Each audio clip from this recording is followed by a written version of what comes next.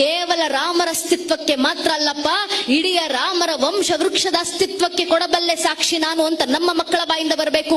ರಾಮರ ದಯೆಯಿಂದ ನಮ್ಮ ಮಕ್ಕಳು ಹೇಳಬೇಕು. ಮೊದಲಿಗೆ ಬಂದದ್ದು ಶ್ರೀಹರಿ, ಶ್ರೀಹರಿಯ ಮಗ ಬ್ರಹ್ಮ, ಬ್ರಹ್ಮನ ಮಗ ಮರೀಚಿ, ಮರೀಚಿ ಮಗ ಕಶ್ಯಪ, ಕಶ್ಯಪನ ಮಗ ಸೂರ್ಯ, ಸೂರ್ಯನ ಮಗ ಮನು, ಮನುವಿನ ಮಗ ಇಕ್ಷ್ವಾಕು, ಇಕ್ಷ್ವಾಕುವಿನ ಮಗ ಕುಕ್ಷಿ, ಕುಕ್ಷಿಯ ಮಗ ವಿಕುಕ್ಷಿ, ವಿಕುಕ್ಷಿಯ ಮಗ ಬಾಣ, ಬಾಣನ ಮಗ ಅನರಾರಣ್ಯ, ಅನರಾರಣ್ಯನ ಮಗ ಭೃದು, ಭೃದುವಿನ ಮಗ ತ್ರಿಶಂಕು, ತ್ರಿಶಂಕುವಿನ ಮಗ ದುಂಡುಮಾರ, ದುಂಡುಮಾರನ ಮಗ ಮಾಂಧಾತ, ಮಾಂಧಾತನ ಮಗ ಸುಸಂಧಿ, ಸುಸಂಧಿಯ ಮಗ ಧ್ರುವಸಂಧಿ, ಧ್ರುವಸಂಧಿಯ ಮಗ ಭರತ, ಭರತನ ಮಗ ಅಶೀತ, ಅಶೀತನ ಮಗ ಸಗರ, ಸಗರನ ಮಗ ಅಸಮಂಜಸ, ಅಸಮಂಜಸನ ಮಗ ಅಂಶುಮಂತ, ಅಂಶುಮಂತನ ಮಗ ದಿಲೀಪ, ದಿಲೀಪನ ಮಗ ಭಗೀರಥ, ಭಗೀರಥನ ಮಗ ಕುಕುತ್ಸು, ಕುಕುತ್ಸುವಿನ ಮಗ ರಘು, ರಘುವಿನ ಮಗ ಪ್ರಬರ್ಧ, ಪ್ರಬರ್ಧನ ಮಗ ಶಶಂಕು, ಶಶಂಕುವಿನ ಮಗ ಸುದರ್ಶನ, ಸುದರ್ಶನ ಮಗ ಅಗ್ನಿವರ್ಣ, ಅಗ್ನಿವರ್ಣನ ಮಗ ಶೀಘ್ರವೇದ, ಶೀಘ್ರವೇದನ ಮಗ ಮರು, ಮರುವಿನ ಮಗ ಪ್ರಶಿಷಕ, ಪ್ರಶಿಷಕನ ಮಗ ಅಂಬರೀಷ, ಅಂಬರೀಷನ ಮಗ ನಘೂಷ, ನಘೂಷನ ಮಗ ಯಾತಿ, ಯಾತಿಯ ಮಗ ನಾಭಾಗ,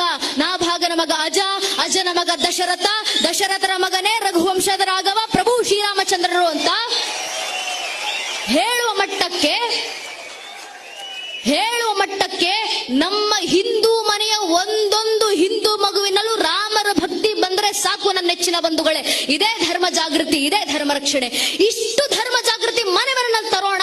ಮುಂದೊಂದು ದಿನ ಈ ಸನಾತನ ಧರ್ಮವನ್ನ ಅಲುಗಾಡಿಸುವ ಸಾಮರ್ಥ್ಯವೂ ಜಗತ್ತಿನ ಯಾವ ಬಾಹ್ಯಶಕ್ತಿಗೂ ಇರೋದಿಲ್ಲ. ಇವತ್ತು ನಾವು ತೊಡಬೇಕಾಗಿರುವ ಸಂಕಲ್ಪ, ಆ ಸಂಕಲ್ಪದ ಸಾಕಾರಕ್ಕೆ ಇಡಬೇಕಾಗಿರುವಂತ ಮೊಟ್ಟ ಮೊದಲ ಹೆಜ್ಜೆ